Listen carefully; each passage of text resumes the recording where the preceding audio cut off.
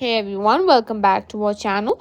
In today's video, I'm going to show you how to hide apps on iOS 18. If you want to keep your home screen organized or maintain some privacy, this tutorial is for you, so let's jump right in.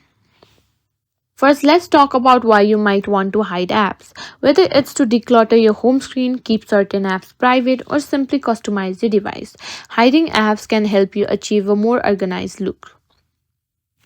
With iOS 18, you can take advantage of the app library. To hide an app from your home screen, press and hold the app icon until a menu appears. Select Remove App. From here, choose Remove from Home Screen.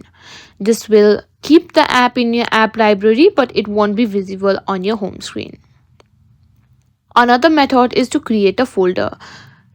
Simply press and hold an icon, drag it at the top of the another app to create a folder like this.